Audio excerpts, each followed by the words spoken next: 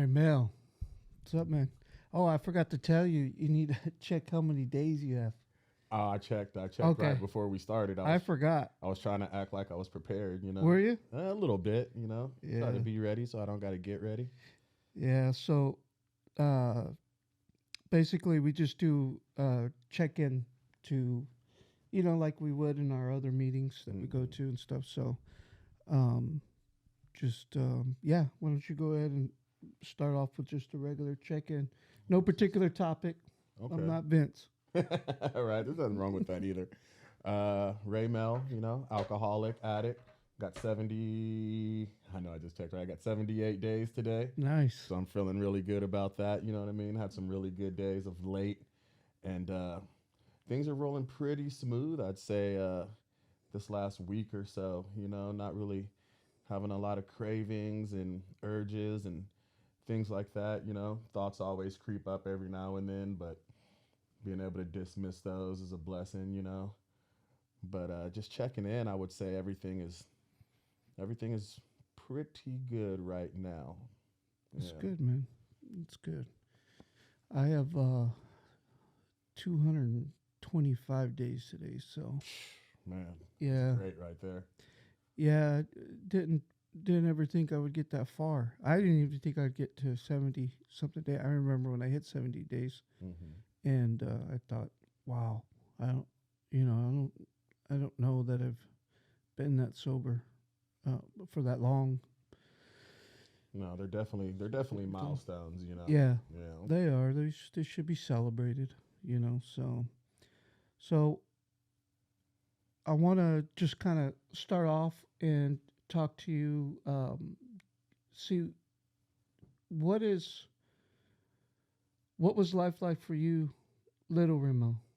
Little Raymell. Yeah, So we're talking growing up, we're talking about family, growing just up before Raymell even drinking or anything. Just before a little any of this stuff background. happened. Yeah, Little background. just Well, quick synopsis. yeah, all right. I'm a Bakersfield boy. You know what I mean? I'm from here. I was born up in Oakland, but moved down shortly afterwards. So Bakersfield's my hometown. Moved down with my mother and my father, and as soon as I can remember, which is around 4 or 5 years old, when the memories kicked in, I was at my grandparents' house a lot. You know what I mean? I spent a lot of time with my grandparents, which is good. My grandma's that woman that some of us have in our lives who's like the perfect angel type of matriarch of the family and everything. Yeah, You know what I mean? And my grandpa's that old hard headed cuss. You know what I mean? That's just he loves you, but he'd never say it type of guy. You know what I mean? But he yeah, looks out for you. Uh, yeah. So things were things were kind of hit and miss for Raymell, what I mean, for me when I was young. But I remember I hit a certain age where my parents were, kind of doing their thing, kind of yeah, hitting it hard, kind of being in the streets. And they figured the best thing for me would be to have me go live with my grandparents. And that was kind of a game changer for me. That was around, I want to say, 10, 11 years old or something like that. And then, yeah, once I got over to my grandparents, it was like a whole new world, coming from being in the hood a little bit, yeah, not having much and having a chance to move in with my grandparents where it's the exact opposite, everything that you could imagine that you wanted, they can get that for you if they feel like, you deserved it and you worked for it and you do good in school and you be a good kid, you get stuff. yeah. So things were good at my grandparents' house.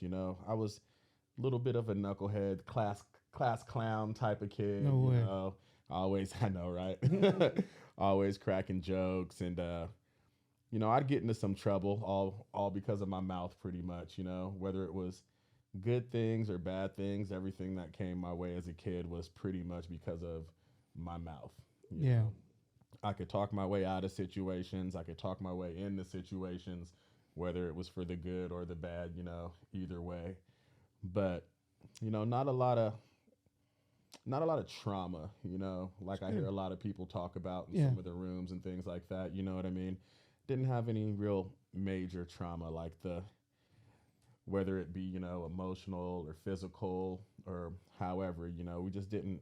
I didn't run into a lot of that, and I guess some of the things that people consider mistreatment or something like that of children that age, today wasn't really considered mistreatment back then. So as far as getting whoopings and getting spankings and getting disciplined and things like that, that happened when I did something wrong. Never happened for no reason, Yeah. but it was never to the extent of like, getting punched in the face or anything like that. So childhood for me was relatively good unless I did something Yeah. to require a punishment. You know what I mean? And high school, you went to high school here in Bakersfield, right? Yeah, I did. When I moved in with my grandparents, it was right over in the Northwest. So I ended up going to Centennial a few years after, Oh, did you? and a few years after it was opened. All my schooling was out there. It was like Olive Knolls and then Norris Middle School, and Yeah. then over to Centennial before I got kicked out of there. Yeah. Where'd you go when you got kicked out? My father was living in Wasco. I got a lot of family Oh, that that's lives out right. in Wasco. So my grandpa was he was kind of over me being at the house and then all the stuff that was going on at school. So they were like, it's probably best that you go on out to Wasco and live with your dad. And that wasn't a bad experience either. My dad had been in recovery for a long time. He has a date that goes way back. So I ended up at Wasco. So him being out there in Wasco, was that just because of work, or was that because of was he from Wasco, or So yeah, that side of my family, they're from Oklahoma originally, yeah? but a long time ago when I was a baby, actually I'm not even sure about the years, maybe even before, but they moved to Wasco as opposed to moving to Bakersfield. So yeah, he had been in Wasco forever, and my grandmother, his mother, and like some other family members were out in Wasco. So he's an ag guy, He Is did he? he did work in ag, until he retired a few years back, but so it was nice. It was different. Wasco was definitely different than Centennial. And I played ball in high school, and when you play ball at Centennial, you get a little accustomed to winning, and that wasn't so much the case when I got over to Wasco. I was a uh, I was a debate kid too. Like Oh, I were you? played ball and I Yeah. was a debate kid. I did Yeah, I remember really you saying well. that. Yeah, I did Yeah. really well in debate. And then when I went to Wasco, my coach from Centennial talked to my English teacher at Wasco and told her to put me on mock trial. That'd be Yeah. something good for my skill set. So I did that, and we did really well over there at Wasco, and I was pretty pumped about that. But yeah, that's how I ended up at Wasco. Got some good people out there, good family. Yeah. No, that's good, man. Mm. So was it in high school that you picked up um, when you started experimenting and with alcohol?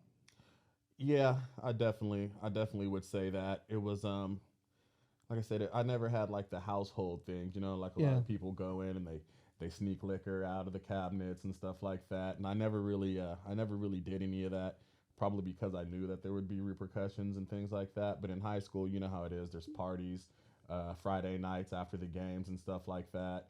You go to your friends' houses and stuff, and it's just that teenage type drinking, solo cups and a keg and just having some beers here and there. Not even really drinking.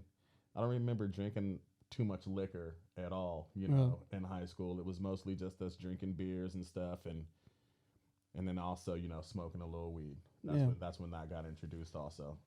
So pretty much normal. It shouldn't be normal, but it is kind of normal behavior. Exactly. It's And so then you get into what do you do when you first get out of high school?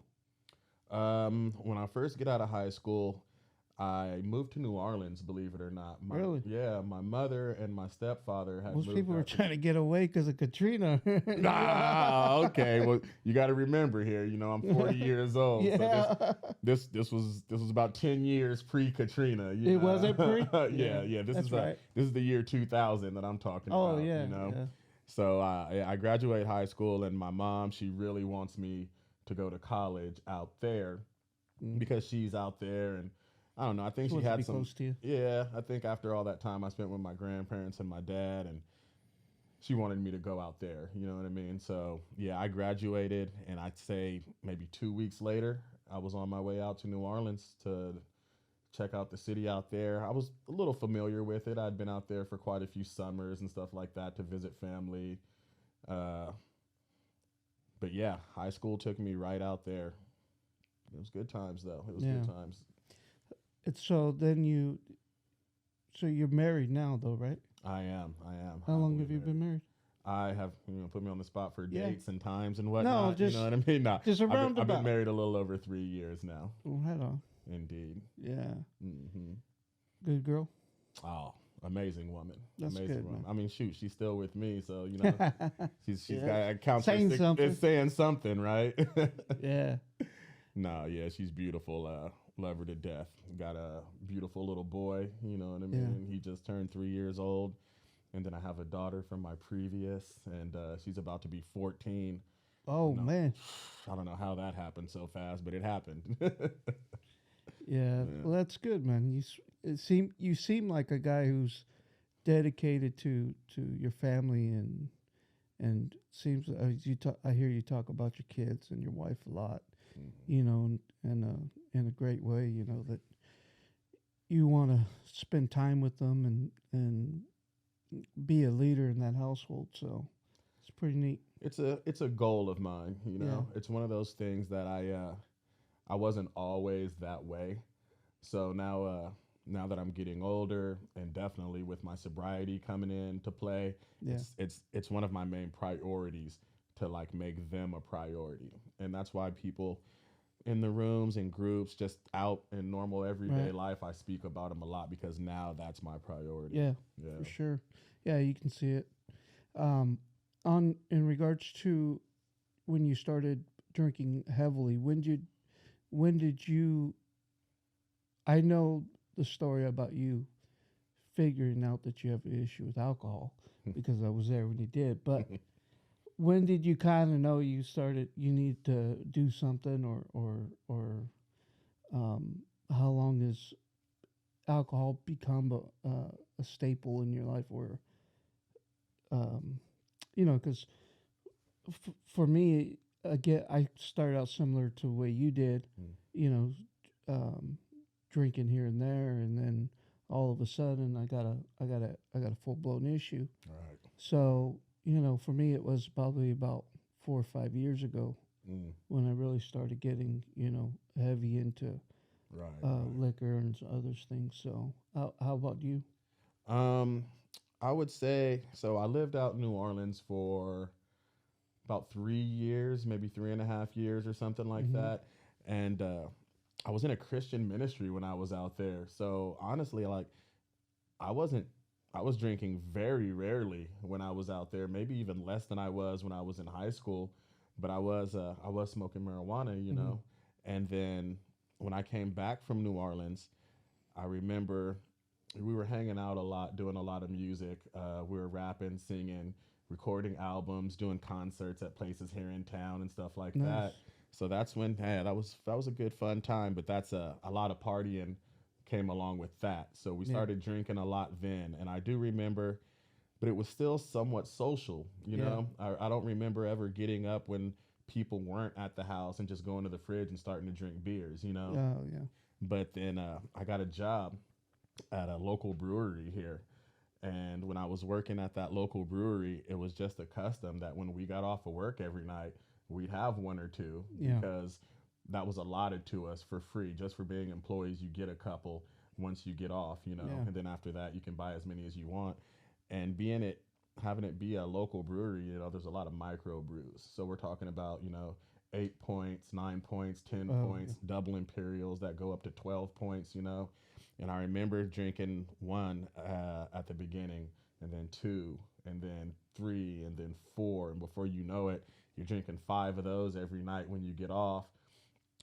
My house became the party house. I had broken up with my baby mama, and I had the house to myself. So every night there was just tons of people at my house drinking like crazy. That's when the cocaine got introduced. And even then I didn't recognize it as a drinking problem. Yeah. you know I didn't really realize it as a drinking problem until recently, really. I'd say maybe just a couple of years ago, that I actually realized it. And I kind of fooled myself by saying, like, I don't have any DUIs. Yeah. I don't get I don't slur my words and things like that. I don't fall over. I don't get mad. I don't get emotional. I'm a happy drunk, you know? So I kind of fooled myself. But in reality, you know, you look back at it, like we were talking about, you were there when I Yeah. actually had that epiphany, you know?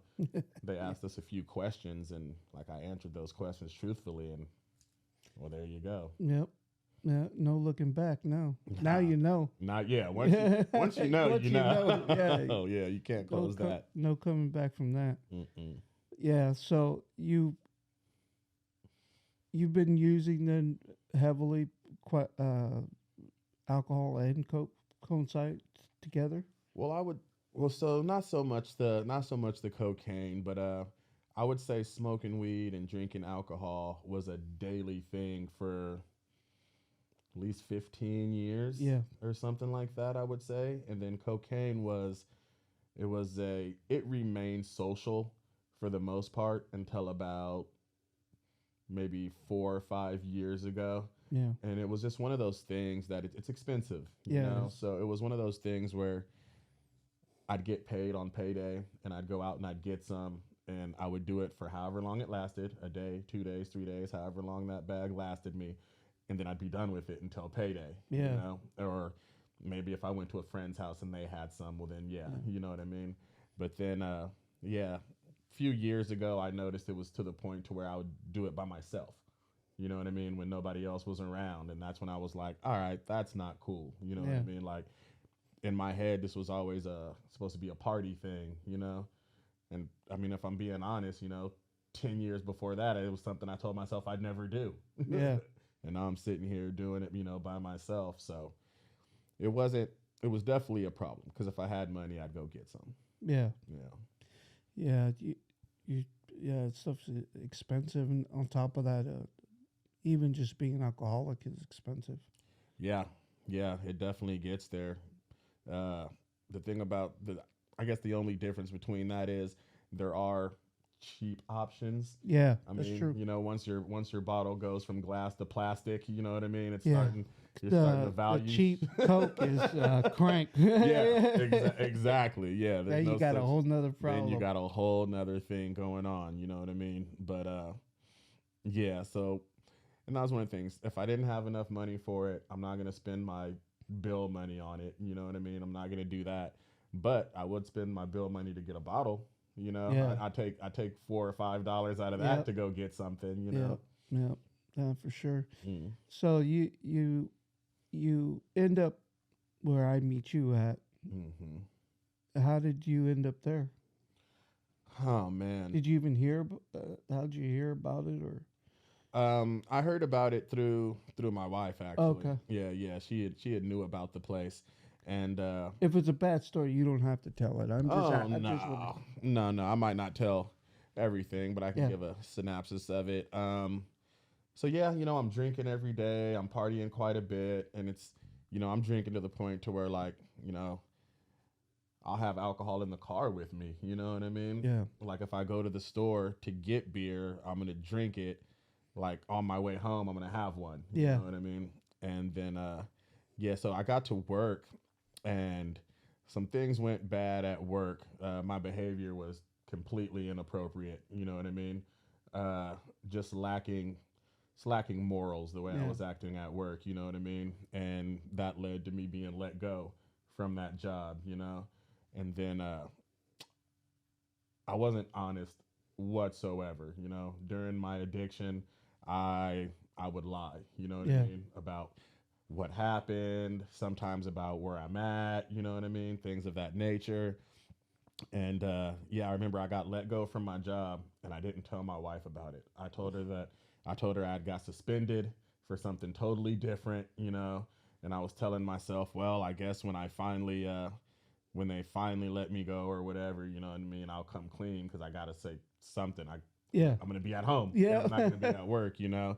And sure enough, I'm out doing dumb stuff, drinking, doing coke, you know, partying with one of my friends, you know, and I get the call that she found some of the paperwork that I had been let go. oh yeah, So yeah, so understandably, she is pissed off. You know what I mean? yep, Like, I mean, who wouldn't be, right? yep, So, you know, I take that drive home, and it's only like a 7-8 minute drive, and it's one of those drives that you wish took forever. You know what I mean? I wish I was like 5 hours away, You but you, sweating before you get off the oh car, my goodness, you know what I mean? sticking your head in. Like I get home, I think I smoke a cigarette before I go inside. You know what I mean? I'm like, oh man, this is bad, you know? So I go inside and it is bad. Yeah. You know what I mean? This situation that I've built for myself, this bed that I've built for myself to lay in, you know what I mean? It's all come to a point, you know? So yeah, we have it out. It's a rough night, you know. I've been lying, I've been partying, I don't have a job anymore. Like it's bad, man. Yeah. I've, I Everything met, came to I, a, yeah, I yeah. messed up real bad. So we have that conversation, and she says, you know what, I'm gonna call your mom. Uh-oh. Oh, oh, no backstory on my mom, but I'll tell you this, you know, I don't want you to call my mom, you know, Nah. but after the way that argument or discussion, whatever you want to call it, went, like I was kind of tired too. Yeah. You know what I mean? Like I was kind of tired of it all too. So yeah, you know what? I told her. She said, "I'm gonna call your mom in the morning." I said, "You know what? I'll call her. I'll call her right now." You know what I mean? Why it's fresh and everything is going on, because I don't want to go to sleep and then wake up, because I'll probably try to like finagle some, because that's my Yeah. way. I'll try to talk my way out of it Yeah. or something like that. You You know what I sleep on mean? it, you come up with Sleep something. on it, and yeah, and I didn't want to come up with something. I Yeah. wanted it to happen. You know. So I called my mom, and she said, "You know what? She said I'll be there in the morning to talk to you about it." I told her, you know, I've been smoking, drinking, doing coke. You know what I mean? She always assumed that I was always high anyway, but from smoking weed. Yeah. You know what I mean? And most of the time, believe it or not, I wasn't when I was around her, because that's Yeah. something I don't do. I don't smoke and go to my grandma's house. I just don't do that. I just won't go there that day if that's the case, you know. But so yeah, my mom comes over the next morning, and we start looking for treatment places, man. Like they're Nice. gonna, yeah, my mom was on it, you know, because She knew what to do and all that. she Yeah. had been through the Yeah. situation That's just like good. my father before, you know what I mean? They had both been in rehabs and recovery and stuff. So she was like, we got to strike while the iron's hot. So we start looking at all these different places, and we're looking at what are they called? The in homes, like where Yeah. you go stay, you know?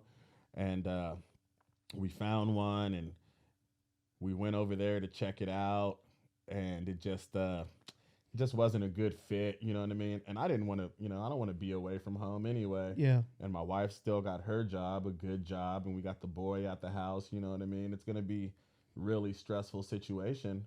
Yeah. So my wife, knowing of the other place that we attend, she was like, "Well, let's just go over there and check it out," you know? And we didn't think that we could afford it, you know, because it's not a real cheap place, No. you know what Yeah. I mean?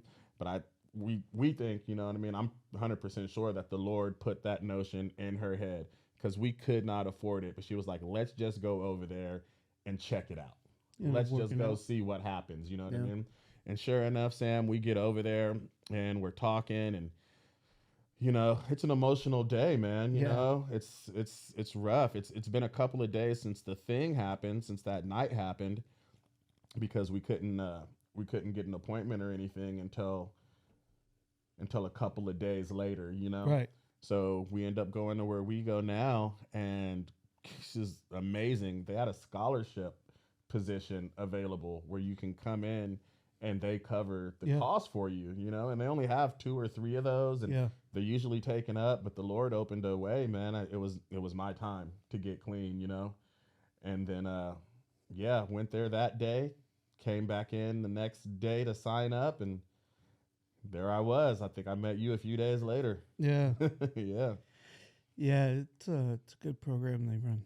Yeah, it You really know, is. it, I have never been in a room.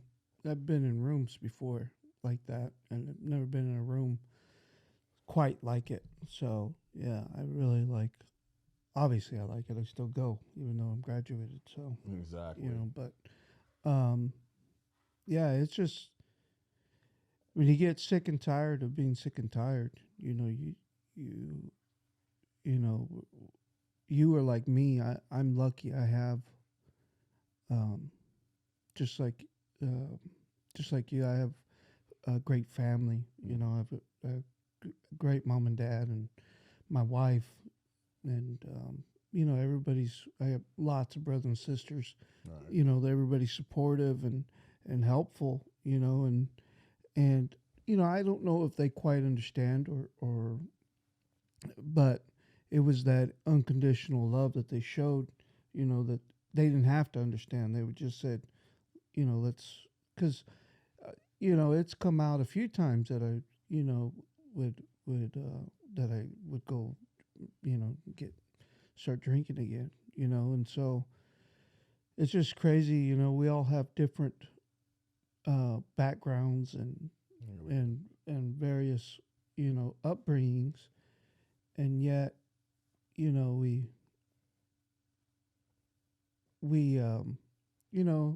we would never get together, um, If it wasn't for, if it wasn't for that, yeah, I and we agree. got a good group of guys. We had a good group of ladies that go there as well, Yes, we do. and so it's really nice to have people that fully understand. I was talking to somebody there, and I was telling them it just feels good to be able to go there and talk to people, and just, as cliche as it sounds, be me. Hmm. Just not have to worry about what other people are gonna think. And you see those places. I go to a gym and it says no judgment zone. You know what I mean? It's like, yeah, I whatever. go to that same gym, Yeah, yeah, but let's be real, right? yeah, yeah. But I'm like, yeah, right. But when I go there, it really feels like that, because you know you're you get there and it's like everybody is everybody's story is unique in their own way, and Right. some people are in worse situations than you are in. Some Hmm. people are in better situations, but we can all relate to you know being tired of this monster. No, I definitely agree. It was from hearing you and a couple of other people, at the group in the room, talking about like how great that room is, because this is my first time around. I Yeah, really wish that I would have got to this thing, years ago and yeah, stopped drinking and acting a fool years ago, but it wasn't that way. So I just feel blessed that the first room and the first yeah, group of people that I get to be around are just so open, because that's what I hear. I hear like a lot of other rooms, like people aren't necessarily as forthgiving, you know what I mean? Because I know when we're there, people come from the heart, yeah, and them saying things that are so personal allows me to be yeah. able to say things that are personal. Like, I'm not worried about anybody in there being like, Raymell's a piece of shit. You know Yeah. what I mean? I'm Well, really not worried we about may that. think that anyway, And but that's I'm just fine. kidding. Everyone's entitled to I'm their own messing with thoughts. you. I'm just kidding. But You're a good because dude. even when I'm in there, and I'm listening to Yeah. stories, the old Raymell would have definitely been like, "This guy's a Yeah, loser, man." You yeah. know what I mean? He's got This problems. guy's got problems. Not worried about not turning the mirror on myself at Yeah, all. You know what I yeah, mean? But being like, man, this guy's got it bad. But now, yeah, yeah, all it just makes me more comfortable. yeah. But it takes a person, with with your mentality to to get through it. I hear you speak and I hear you talk, and obviously we we we talk quite a bit, and just hearing you just seem like you have a real good shoulder on your head, a head on your shoulders. Mm. You seem like you really get it, and you understand it. And I'm in no way able to judge that, but I know that that here that you want to do it, that you want to be committed, um, that you are committed to it, and that you are really trying to turn this thing around. And it's so what I see in you is the same thing that happened to me, and that is I see like a light bulb went off. Right, right. Like, oh, Like things can be yeah, better. things can be Yeah, better. I can have fun. I can do things without the drinking. What essentially led us to doing that right. in the first place. I or escaping whatever little issues that we have, or Right. them blowing them up. They really amplify any issues that you have. And so it's good to have guys there that, because I didn't want to be, I didn't want to keep coming back like the way I did, Oh, I see. like the way I do. Yeah. I didn't want to keep coming back because I felt bad. I felt like there was not enough room for people. Oh, I see. How many times did you come back, if you don't mind me asking?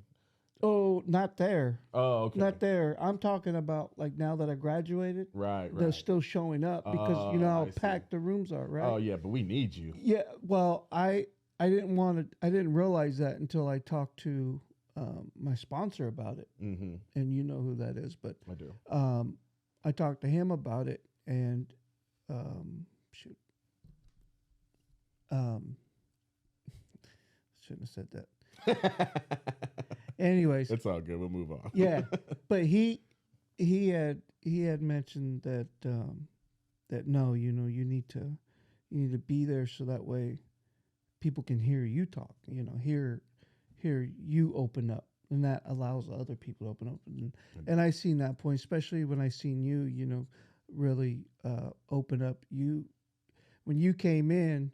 I mean, you talked to me. I remember I sat down. I was eating my Victors Yeah. in the back, and um, first thing you said was, "Man, that smells good," and started talking to me, and I had already known most people in the room already, Right. and it was the first time I think I seen you there, and you were just talking to everybody, just chopping it up, and it was, I was like, okay, well, this guy's got the right head, and seems like you got the confidence because it takes confidence to do it too, you know. Definitely. That's something I've always had, and I was kind of scared, Yeah, when I first stopped drinking, because like I said, it had been so long. I had been doing it for so long. I wondered if that was such a big part of who I was, if I would still be a social person, because I yeah, was always a guy that liked to talk to people, liked to chop it up, have fun, crack jokes, you know what I mean? And I was wondering, am I still going to be that guy when I'm sober? So it was good, like I said, a blessing to be in a room with guys like you know what I mean? Because you're easily approachable, you know what I yeah, mean? Like you'll make a joke real fast, and I'm like, all right, cool, yeah, this guy's okay, you yeah, know what I mean? Like I could talk to this one. yeah, But yeah, thank you for that.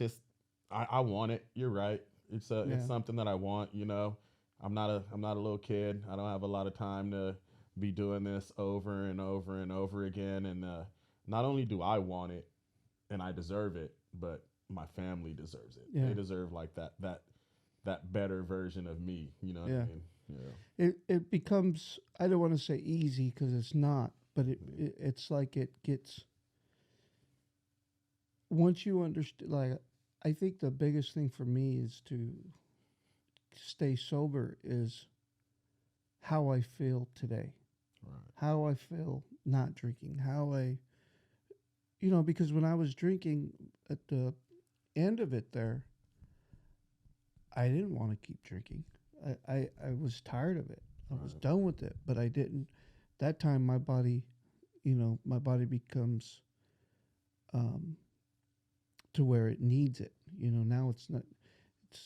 It's not just my mind. It's my body too, saying, "Hey, man, we don't want nothing else. Give me that alcohol." Yeah. And so,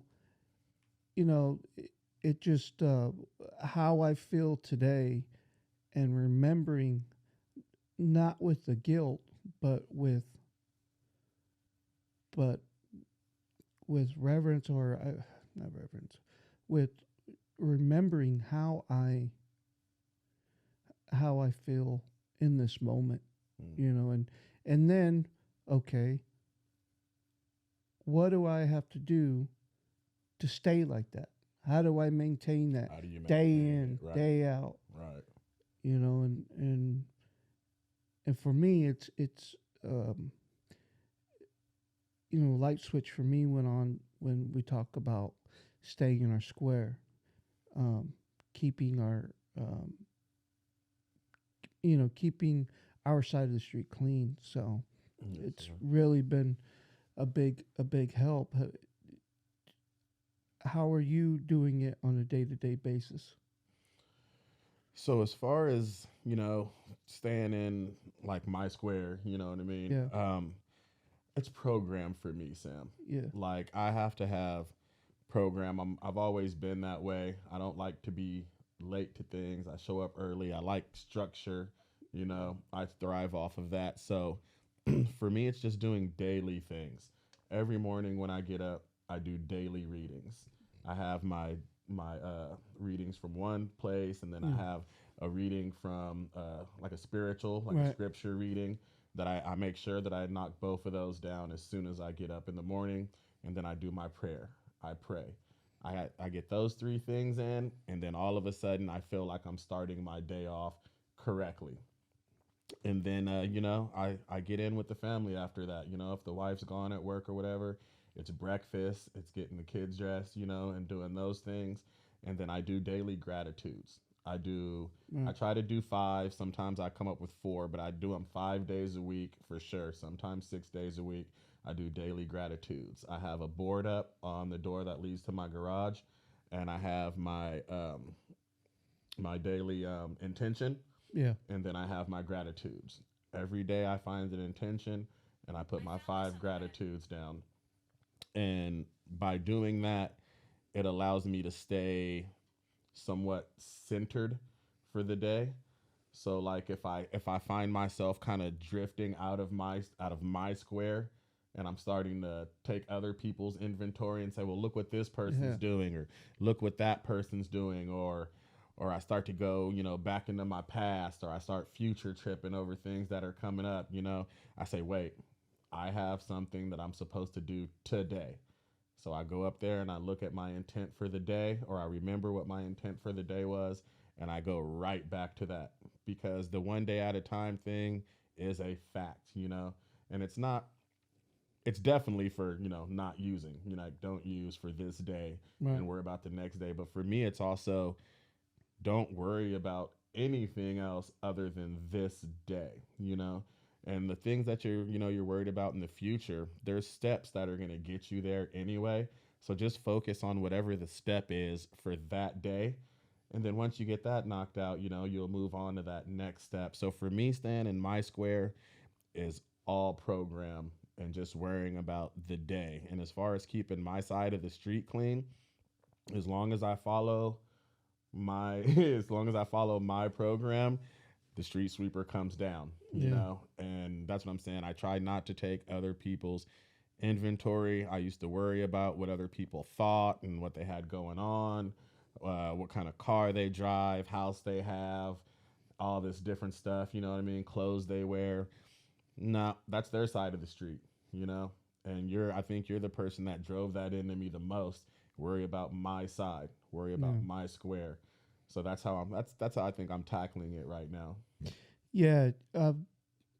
That's it's funny. I just thought about my Crocs. So you always see me wearing Crocs, right? I do, man. I figured your feet hurt after wearing dress shoes all day. Yeah, that they do, but uh, I wear them all the time. And how I came to grips with it was obviously I was sober, but I really stopped caring what was on my feet, and I put it like this: if I have to look at people's toes, the in chanclas or sandals, whatever, Right. with no socks on, then people can look at my Crocs. Because I was really, I don't, they don't look good. They're ugly, but they're super But comfortable. they're super Yeah, so comfortable. I sport them. So it's kind of like that, like you were saying, not worrying about what other people are thinking. I just make sure that, uh, I'm good, so uh, I don't I still it still gets in me sometimes. I've had some moments, but it's retraining and working on working through the this program, our program, Hmm. and learning tools to help me stay within, not too far outside of my borders if I Right. get on the outside of them, Right. because that still happens. Life still happens. I think about what's going to happen when generally you're still married, you're still with your wife, you're able to salvage that. Yes. I was able to salvage it. Yes. But what happens when we can't, if we mess up and we can't salvage it? Because not that relapse is what we plan to do, Mm-hmm. but it's what we've done in the past. Right. What do how do we keep ourselves on track to make sure we're not, messing up when something out of our control happens? Mm-hmm. I have parents. Right. Eventually, they're going to get sick. Right. They might Right. pass. That's definitely a thought we My have. wife Yeah. might get sick. Right. My kids might get sick. How, that's why, like right now, when everything is good for me, I'm I'm hitting it all the time because I need to know that when something does happen, if I don't have the tools, at least I have the connection with the people around me Right. that might have the tools to help me through that. Can see that. So, um, I want to make sure that I can sustain at any at at, at any situation, in any situation at any time, because seeing alcohol doesn't trigger me. Right. It's not a trigger for me. Seeing what's a trigger for me is when I'm driving and I'm by myself and I'm tired at the end of the day. Right. I got the radio playing, kind of just driving like in just, you know, regular mode, just, AC's on. I'm comfortable. It's, the day's done. I just got to get home or get to group or whatever. Right. You know what? That's when it hits me and I'm like, oh, shoot. You think you I think I get, and part of it is because I'm bored. right. Right. I Right. get the boredness, Mhm. and then I just want to, I think about it. It comes into my mind for a minute, and then I say, nah, I'm good, Right. because I remember how I feel. Exactly. That's where I bring that in. But what are some of the triggers? Have you had any triggers since you start? Um, Not so much triggers, but I'm relatively, new in my recovery. Mm-hmm. I haven't even made it to my 90 days yet, and though I feel I'm doing really well because I feel, mentally, physically, spiritually, I feel really good about where I'm at right now in my recovery. Um, and a lot of that is due to the accountability. That's a big thing. Being in the program, Yeah. not only because they test and things like that. I've made bonds with you guys. You know Yeah. what I mean, and I don't want to let myself down, my family down, or you guys down. Yeah. But when you were talking about like, we got parents, we got grandparents, we have family members, and at some point, they could become ill. We can lose those people in our lives. And me being this fresh in my recovery, that is something that scares me. Yeah. Because I don't know if I'm well equipped enough to deal with that. I'm grabbing every tool available to me to deal with all of these different aspects of my life, which I mean, we'll get into that. But like, as far as the loss of someone that is super close to me, I don't have an answer to how I'm going to react to that yet. And that is scary. Yeah. Neither do I. I want to clarify that. I don't either. I just preparing myself for it. That's what I'm saying. Yeah. That's why I'm trying my best to like Yeah. say whatever machine that I need to help me get through that. I'm trying to charge it up. I'm Yeah. trying to make sure the battery on that Yeah. thing is super full, Yeah. because I mean something like that could easily Derail get you. me. Yeah. I can delude myself and be like, ah, nah, I'll get through it like it's nothing. You know what I mean? But even though you never saw me be emotional because I was drunk or high, doesn't mean I'm not an emotional guy. You Right. know what I mean? And yeah, so like you're saying, something like that is just one of those things where I'm trying to build all the tools and then all the people. So say something like that happens to me, I say I put it out into the group message, or I say something at group, and more than likely, I'll have people calling me all day, I'll have people texting me all day, people will come over and Yeah. stuff, but whew, you know, Yeah. got to do some work to get ready for that. Yeah. Yeah. Because life is gonna hit us. Hmm. Yeah. That's a perfect answer because it's the same thing for me. I'm new in it too. I mean, there's guys, girls, ladies that are that have years on them in the relapse. Exactly. So it's just one of those things that I hear some guys talk and they say, they still have it in the back of their head that one day when this happens, way down in the future, I'm gonna drink, Right. or Right.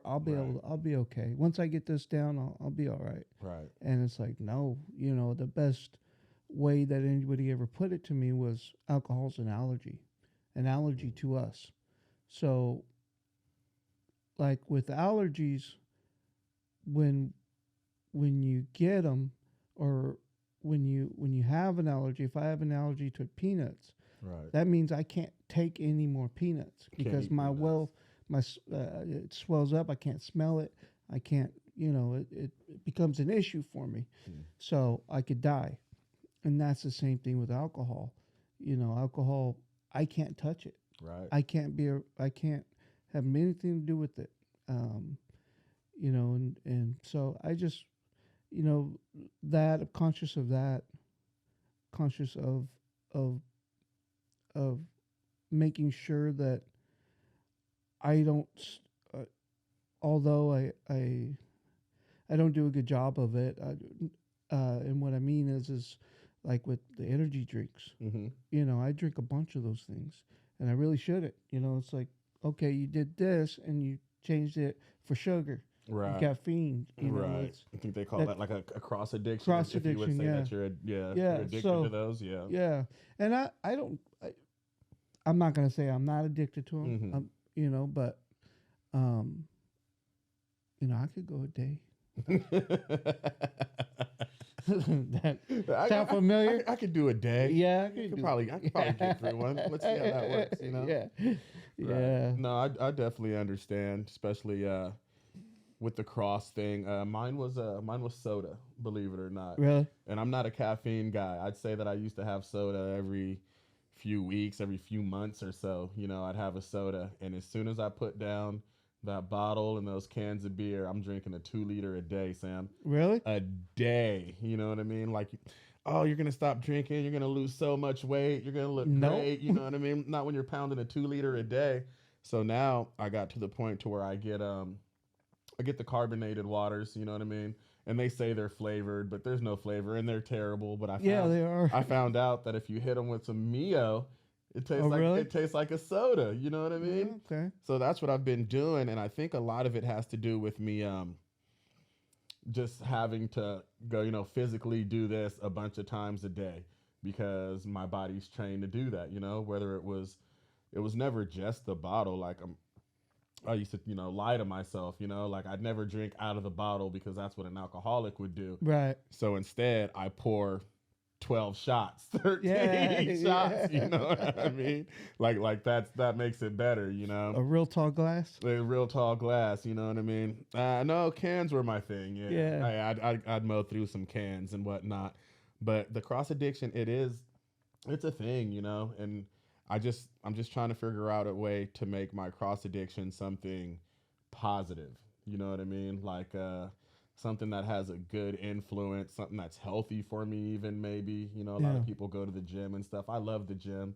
I got a lot of stuff at home where I can work out at home and stuff, but yeah, I gotta find some type of way to kick that, and I'm eating like a monster. Yeah. I think I've put on over 20 pounds in the 2 months that I've been that I've been sober. So I put on. I was about 155. I weigh You ain't two. 155 no more, brother. No, I. So that's almost 50 pounds I put on, and I got skinny legs, man. It can't hold me up. You're good. See, but all yours just goes to one spot, so you're I hate good. You that. know what I mean? Yeah. You don't want it to spread around. Mine's everywhere, man. If it all goes to one spot, you only got to worry about getting one spot right. You know. Yeah. Well, I But I wouldn't trade it for anything. I'd gain another 20, 30, 40, 50 pounds if it yeah. means that I'm not drinking and smoking.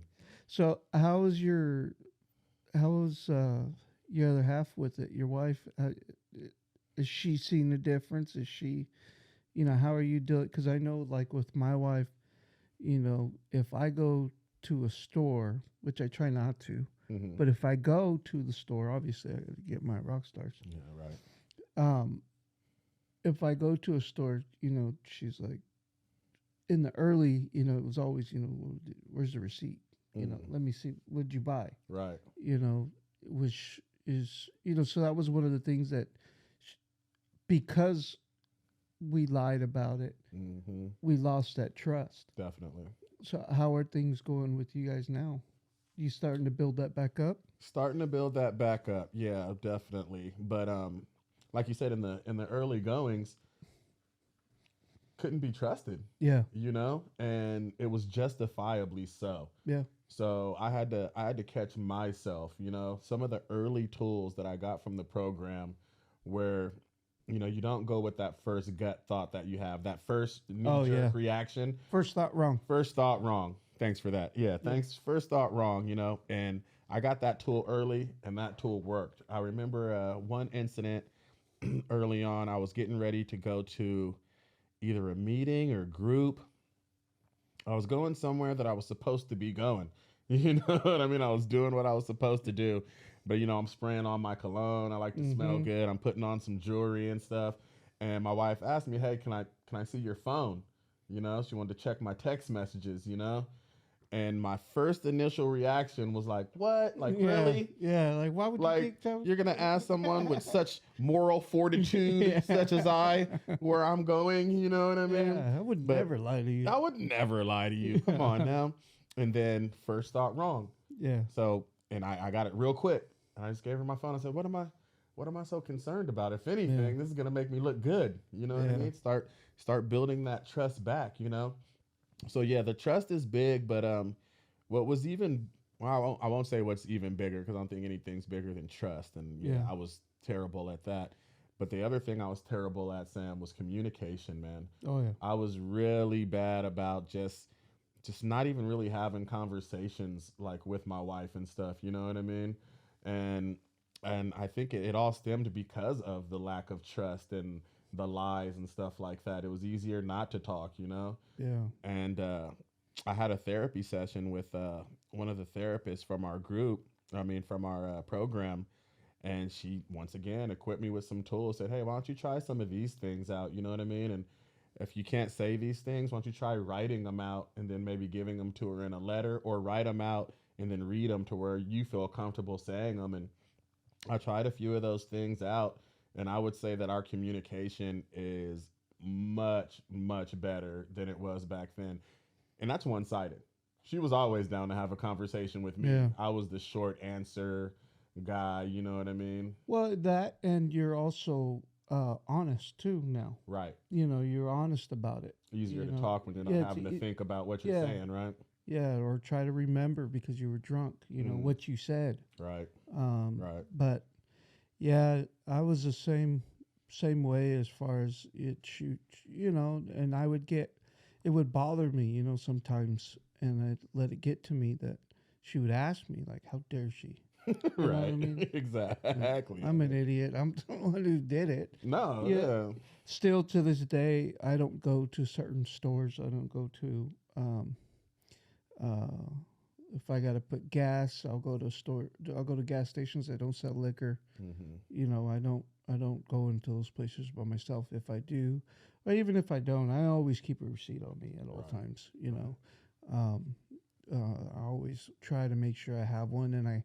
And if you look at my where I put my wallet, Mm-hmm. it's a bunch of Bunch receipts of because receipts it's right just there. yeah, Right. yeah. Even I was gonna say, do you get receipts from group to yeah, prove you're I at try group? to. I try to get them to show I was there. That's right.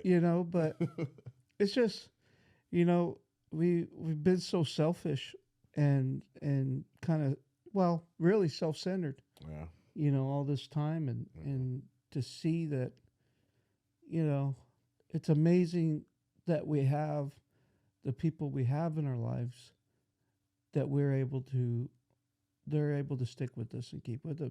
She really my wife really lived up or has lived up so far to her vows, and that is, Mm. you know, through sickness and in health. Right. It's she's definitely done that because you know she doesn't, she doesn't just like anybody. She doesn't need me.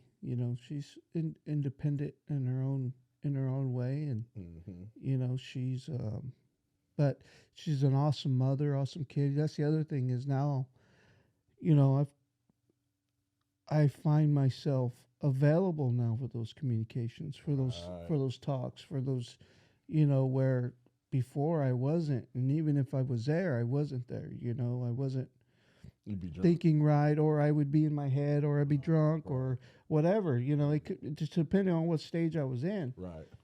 Because I was always pretty much drunk. Right. It was just what level I was at, but Yeah.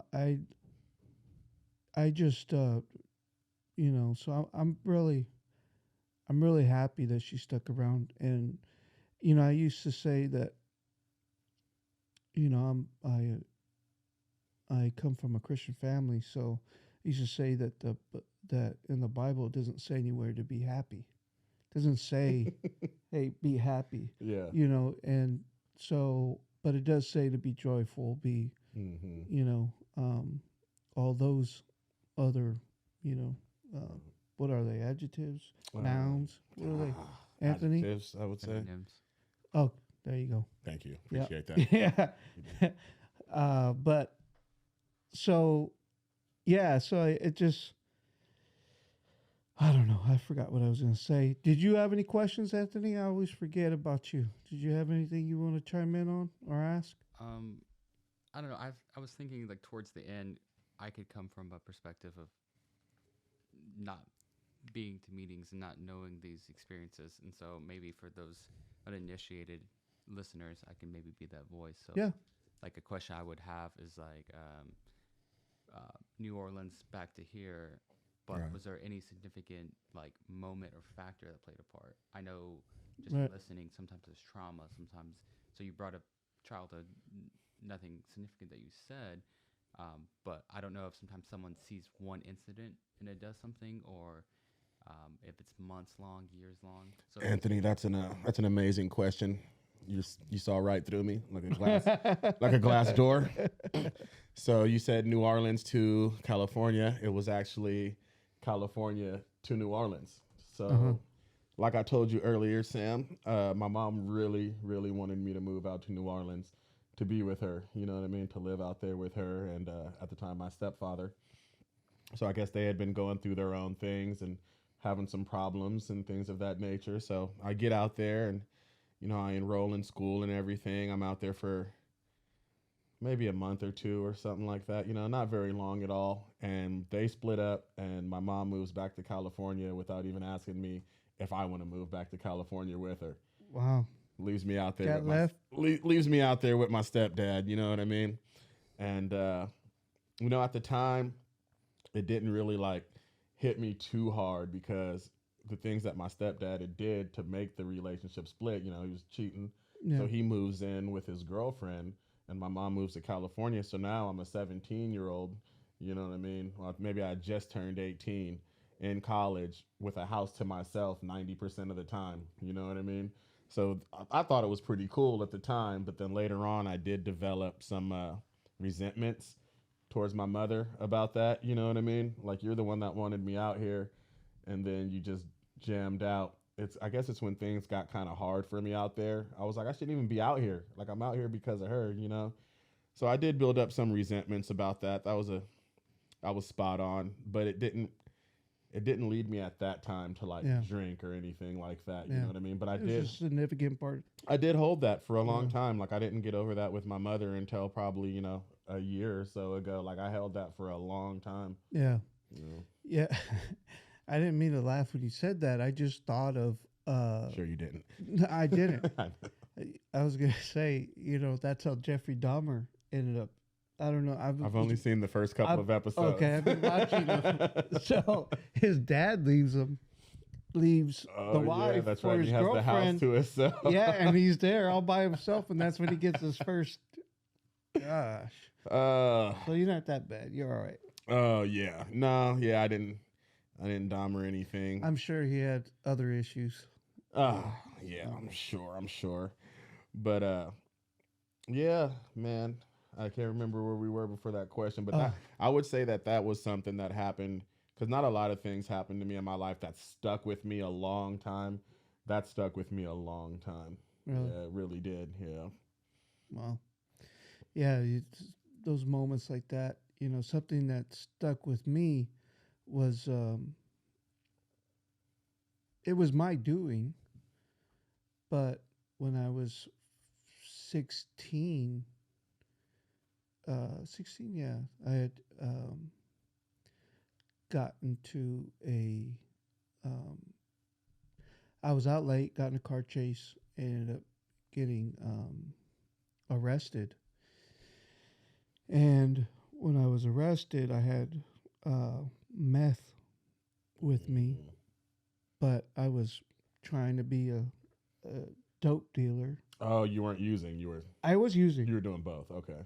But I had it on me, and I had it in different baggies, and then I had all the cut up baggies in my trunk. Wow. So anyhow, I even just a bunch of dumb stuff. So that happened though, and I ended up, being arrested, locked up, and then sent away to camp. Mm-hmm.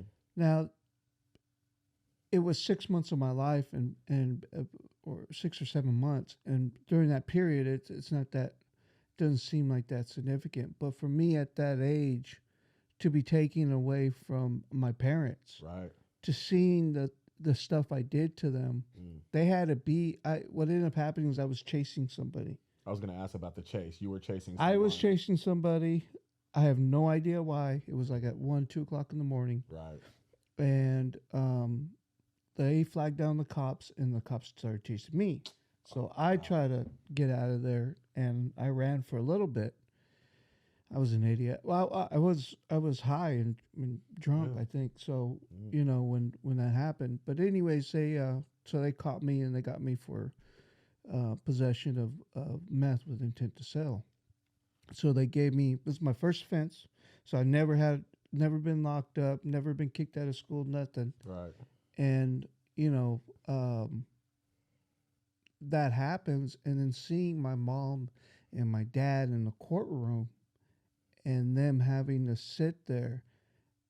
And I remember my dad reading a letter to the judge telling him, he's my responsibility. I'm sorry that this happened.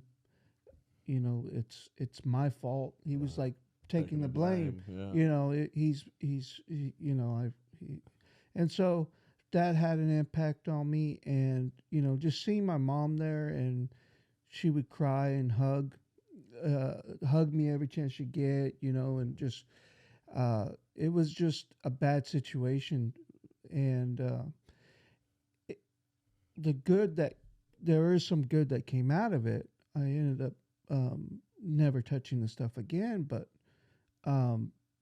it was, so that was something that was significant. I don't think that led to my drinking, Mm-hmm.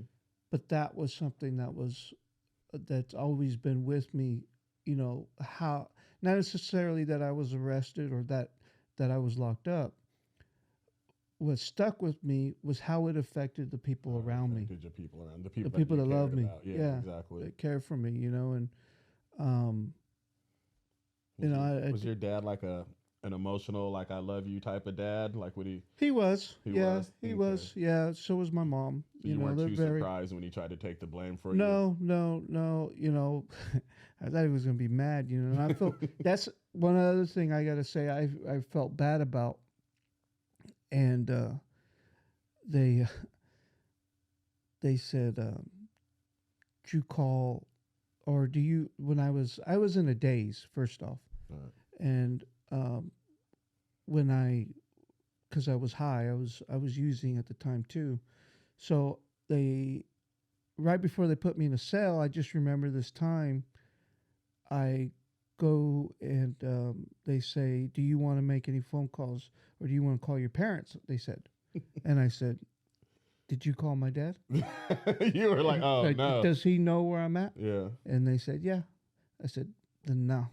Yeah. Put me in, and I feel bad for that, because of what I put them through, Right. and I saw their faces when they came to see me that next day or 2 days or whatever it was, and it was pretty significant. But I, me and my dad, we ended up, always being in communication. We got closer because of it, especially me and my mom as well, but my brother and sister, same thing. And, but my parents didn't deserve that by in any sense. I mean, my parents weren't, my mom's a stay at home mom, Yeah. and my dad has had a successful career and and being a owner of a business and Right. having multiple locations and not at that time, but he was just starting to. And so he, you know, well, he wasn't just starting, but he was just starting into getting multiple locations. Right. But he had a business since 1978, and this was like in, I don't know, 99, I think. Right. So, but yeah, so um, but yeah, and then I spent, birthdays, Christmas, Thanksgiving, because it was like in September. Oh, the holiday Yeah, season. so all of the holiday season, I didn't get out till I think February or January or something like that. I'm not sure. No, it was in the end of August. It was in August sometime, and then it got, yeah, all the way to January, February. But anyways, it's just all these things that make up our lives. We don't know how we're gonna end up. But now that I've had the chance to get sober, Mm. I want to live this life. Like, it's like I don't want anything else. It's not, we can romanticize alcohol and the good times and all that. That's not, Yeah. you know, were they really good times? Were they really that, I'm sure there were some good moments in all of it, but nothing compared to the peace of mind that when I drive, the little things, when I drive, my wife doesn't have to worry about me. When I go somewhere, my wife doesn't have to worry about me. When I That's good. drive, I'm not worried about the cops pulling me over. That's a huge thing too. Yeah. That feeling that you get now Yeah. when the police get behind you, Mm-hmm. it's like, oh, this is what the other half lives Yeah. like. Like I it's not swear a, on it's not a, purpose. exactly like it's not a big deal. Like if a police officer's not doing the speed limit, Yeah. or if a cop's like doing right around the speed limit, Yeah. I love passing them now. Yeah. You know what I mean? I love getting in front of them and stuff like that. Like, what are you gonna do? Like, Yeah. you gonna pull me over? You know what I Yeah. mean? I'm not doing anything. Yeah. Yeah. Yeah, that's great. a great feeling. But you're right, because being in our addictions, being so selfish and self-centered, like we didn't really. Well, I know me personally, I didn't think about how my wife and my mom and my grandmother and them felt because they know I'm out drinking and Yeah. they know I'm driving around. You know what I mean? Like they're terrified. You Yeah. know what I mean of what could happen to me.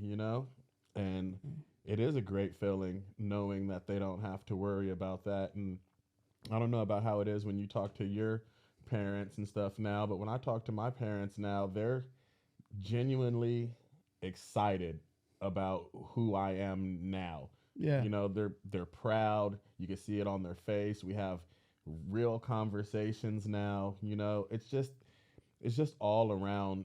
It's all around better. Like you said, we used to romanticize the drinking and stuff, but when we play that tape, what do they say? Yeah. Play the tape forward, play the tape backwards, play it all the way through. Like we don't ever like to think about those bad times and Yeah. how we felt during that. You know. Yeah. Yeah. It was just s- bad, bad situations. How about you, Anthony? Anything else? Any other questions? This might, I don't know. You once you share that story, this might make it longer, open up a whole new thing. It's fine. But given your age at that time, you said 16, 17, whatever. Um, I mean, even with that, like what that's an anomaly, right? That's not a normal behavior. You ever think back to like why that even happened? Was that something again? Like, because you're young at that age. You're still young, so I'm sure you witnessed some things or some things occurred, but it's not like you're adult and you've experienced more things. So what at 16 or Right. 17, you're like, even not even this is a good idea, but like even to be around that and then to do it. Like you ever think back before to your 15-year-old self? Well, I think a lot of the traits that I have and still have, there's I don't like most self-centered people. I don't like to be told no, and I don't like to be told, and I want I guess too, a big part of it is fitting in, fitting in and just being somebody who who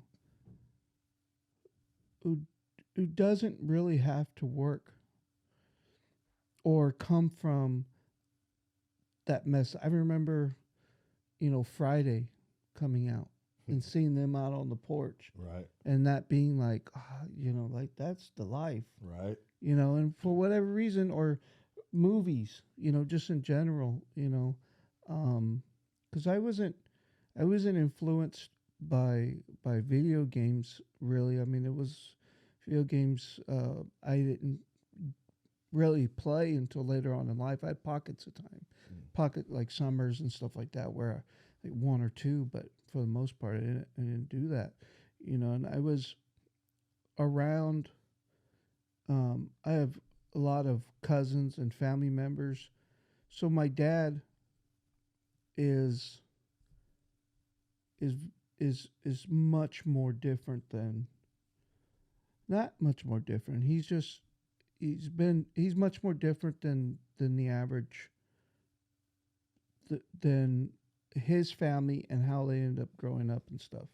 He grew up same form, same life, same surroundings, but nobody in his family had this success that he had for whatever reason. I don't, As a matter of fact, I had a podcast with him to kind of ask him that kind of Right. stuff.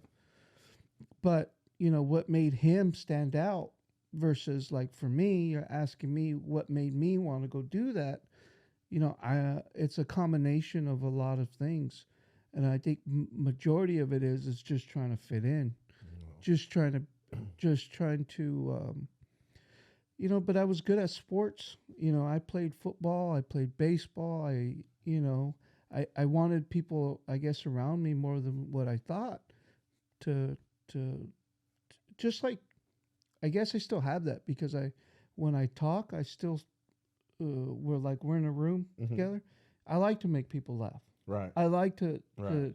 to say the thing that nobody thinks about saying. Exactly. I like that. Exactly. And really catching people off guard and putting myself out there. And it may seem like I'm really putting my stuff like, because most people wouldn't say some of the things that I say about myself, True. in front of other people, especially in front of strangers. But that's really actually came out of me a lot more now, because everybody knows my business. I'm not hiding anything anymore. Yeah. I don't have a veil on or anything. And I think then has always just been to fit in, belonging. It sounds weird to say because I never thought of myself as wanting to belong with anything. Again, I don't know where even the wanting to belong came from because Already belong. yeah, I had a great parents. I had a great family. We did everything together. My dad spent a lot of time with him. Mm-hmm. Um, and so probably more so than my sisters did, Right. for sure, and my brothers, but, um, I don't know. I don't know what, I just liked it. And I liked the, Which part? which part Yeah, would you like? I liked the doing it Oh, because nobody else would. Right. So, but I wasn't going to jump off of buildings.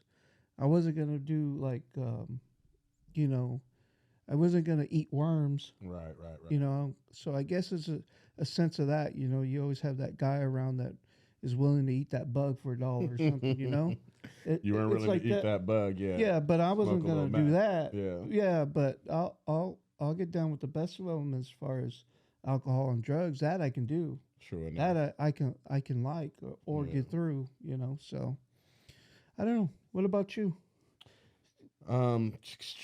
Extremely similar to Yeah, everything that you just said, believe it or not. Yeah. I've always seemed to try to be the best in whatever group that I was in at that moment. Like if I'm playing ball, I want to be the yeah, best at it. If I'm in a room and we're debating, I want to be the best at it. I want to win every single tournament that we go to. If I'm in the studio with a bunch of rappers, I gotta have the best verse. You know what I mean? My 16's got to be harder than everybody else's. Um, if we're drinking, I'm gonna out drink everybody. You know what I mean? If we're doing coke, I might not do the most, but I'm gonna show up with the best stuff. You know what I'm saying? yeah. Like The whitest. I want to be, so I'm the center of the talks. Who brought this? Oh, Raymell did. Oh, of Yeah, course he did. yeah. Raymell, you know what I mean? Always come through. Always come through, you know what I mean? So yeah, and I don't know where that came from either because I always belonged, I feel like, you know what I mean? I always had a lot of love around me. And maybe the fact that I always had a lot of love around me is why I wanted it to remain that way. Yeah, Maybe it was just something that I wanted to keep going because it's something that I was used to having. yeah. And I couldn't get it from my family because I couldn't go around my family drunk and high and doing That's all those true. type of things. But For me as well. I can go around these guys and do that and, be the center. So yeah, I have a lot of similarities with you on that. I always wanted to be a part of whatever group I was around and not just a part of it, wanted to kind of like lead things, you know what I mean? Yeah, I wanted to be able to fit in with who, I remember hanging out with kids and being part of the kids that were smart, Right. and being able to hang with them and talk to them, and then also being able to talk to the guys who don't have, on the very very opposite end, who Mm-hmm. who don't have any smarts or, um, but uh, I don't know. I think you hit it nail on the head. So, anything else, Anthony, that you could think of right now? what do you plan to do going forward, Raymell? Going forward. So, I got a lot of goals, but most of my goals at this point are personal based. They're things as far as like my personal growth and things like that I want to achieve. I want to get to a level of honesty that is just without reproach. You know what I mean? I want to get to a point to where every word I say every day for the rest of my life is held just to the utmost. Yeah, That's going to be big for me. being a I won't say a better father, but just being the father that I want myself to be. Nobody else's, vision or of idea of what a good father is, because there's different ways to be mm-hmm. a good father. But I want to be the best father that I think what a image of what a father should be. That's a big goal for me going forward. None of that can happen unless I'm sober. Yeah, None of that can happen if I'm drunk. None of that can happen if I'm high. None of that can happen if I'm just out here, acting a fool. So sobriety is the first thing on my list to all of my goals. So moving forward, I'm just trying to walk like my higher power. I'm Yeah. just trying to live my life in his will, the best of my ability, to just be a good man and, leave an imprint on my family, maybe even the world, who knows, as an example of what a good person is supposed to be. I don't have any outrageous goals or anything like that at this moment. I'm still kind of focused inwardly because I'm new. But yeah, all of my goals right now are just to be a better person. Yeah. Yeah. I diddle that. I can relate to that. I just want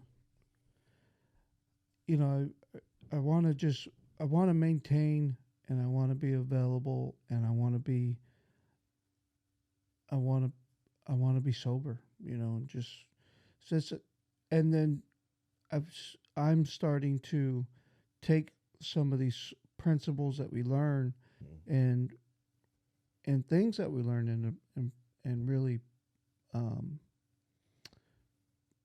apply them to all areas of my life, not just this. And that's a good thing about the recovery.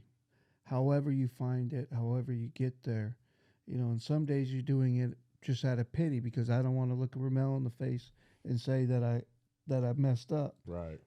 But there's also on the good days it's just pushing myself to enjoy every day, because right now I do. Right now I enjoy life. I'm enjoying it. I don't have anything special going on.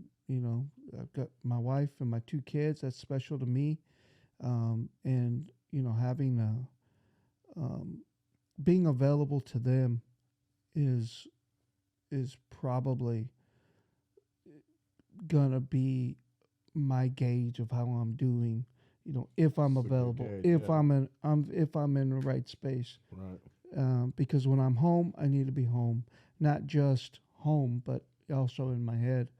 At work, I need to be at work, but it's but in all, just making sure that I take care of the things I need to take care of, keep my side of the street clean, That's right. so I can take care of everything else. That's So right, brother. I appreciate it, man. Thanks for coming out. Thanks for having me Thanks, over for man. this conversation, man. Yeah, It was for good times, sure. bro. We Yeah, got to man. do it again one day. Yeah, we'll catch up. We'll probably get you back in here, and we'll do I don't know, a follow up or Yeah, something. we'll do a follow up. Yeah. See how Couple life's months, going. some- You know what I mean? Yeah. Mm. All right, man. All right, Appreciate son. it. Have Love a you. good one, bro. Thanks.